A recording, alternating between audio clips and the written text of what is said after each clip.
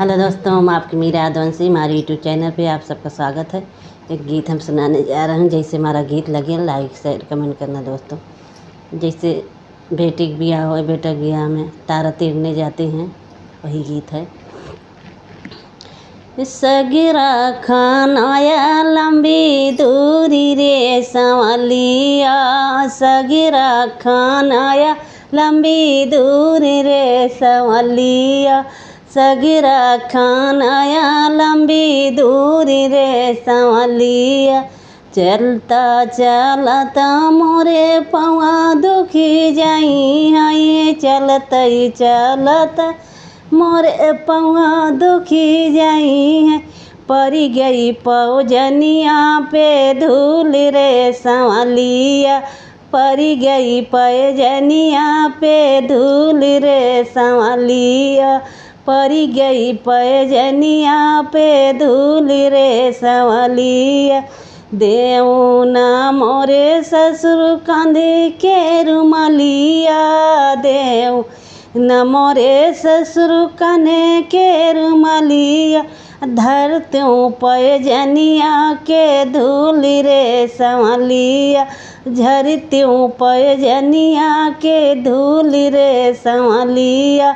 सगरा खानाया लंबी दूरी रे संवलिया, सगरा खानाया लंबी दूरी रे संवलिया। चलता चलता मोरे पवा दुखी जाई आई, चलता मोरे पवा दुखी जाई है।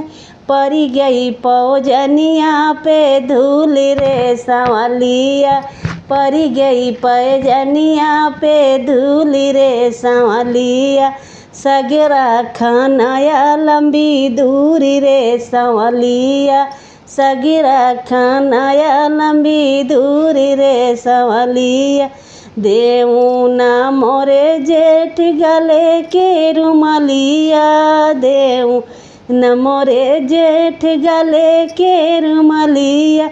झरत्यूँ पैजनिया के धूल रे संवलिया, झरत्यूँ पैजनिया के धूल रे संवलिया।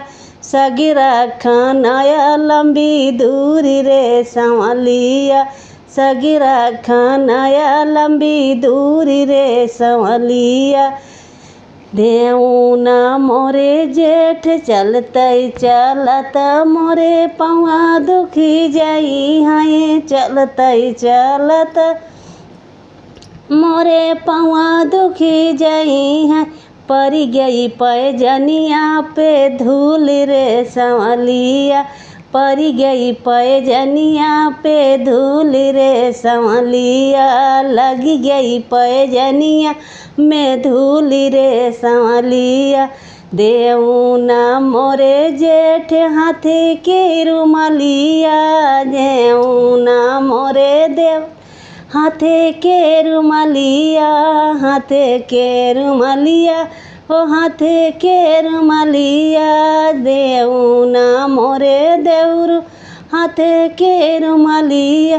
झरत्यूँ पैजनिया के धूल रे संवलिया, झरत्यूँ पैजनिया के धूल रे संवलिया। सगरा खानाया लंबी दूरी रे संवलिया, सगरा खानाया लंबी दूरी रे संवलिया।